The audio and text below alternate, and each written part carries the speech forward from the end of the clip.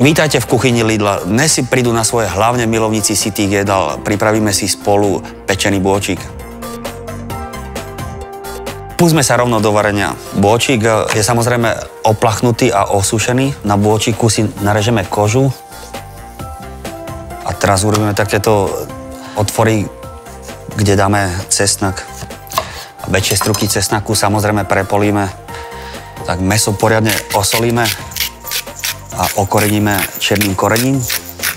Rukami takto sol a korene pritlačíme, preložíme do zapekacej misie alebo na plech, kožu poriadne okoreníme a osolíme. K mäsu ďalej pridáme čerstvý rozmarín. Tentokrát kľudne môžete aj tieto stonky z rozmarínu nechať a podlejeme buď vývarom alebo vodou. No a takto pripravené mäso dáme piesť do rozhoratej rúry na 200 stupňov. Bôčik sa nám bude piesť pomaličky zhruba hodinku a pol, ale počas celej doby pečenia ho budeme podlievať vlastným výpekom, tak aby v podstate zostalo mäso pekné, šťavnaté. No a kým sa nám bôčik pekne upečie, tak máme čas si pripraviť prílohu a dnes to budú špecle s kyslou kapustou. Ale najskôr si rozohrejeme kastrol, do ktorého pridáme bravčovú masť. Cibulu, cesnak nasekáme nadrobno. Pridám rovno do kastrola, tak premiešame a chvíľu popražíme, kým nezíska cibula s cesnakom zlatistú farbu. Môžeme to ochutiť hneď na začiatku solou a černým korením. Rovno pridám aj do vody na špecle sol. Tak ako som spomínal, naozaj počas celého pečenia je dôležité bôčik podlievať vlastným výpekom.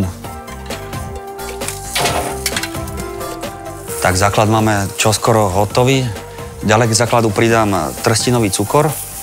Chvíľu povaríme, kým sa cukor neroztopí a pridáme kyslú kapustu.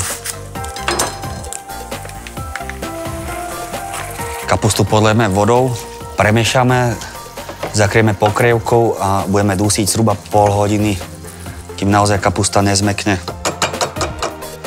Počas varenia ju samozrejme ochutnáme, poprípade dosolíme alebo dokoreníme.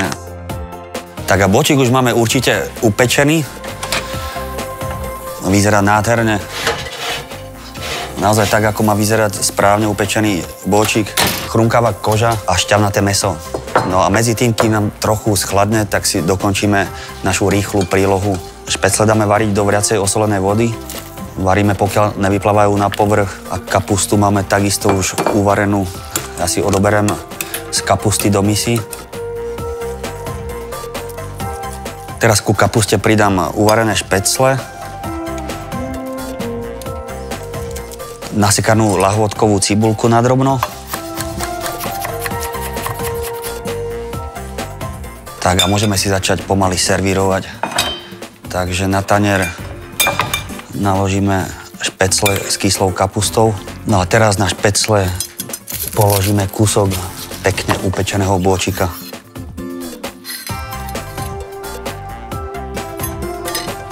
Môžeme to poliať ešte výpekom. Tak a naše dnešné síté jedlo je hotové. Občas nezaškodí naozaj si urobiť aj takúto špecialitu. Prajem vám dobrú chuť.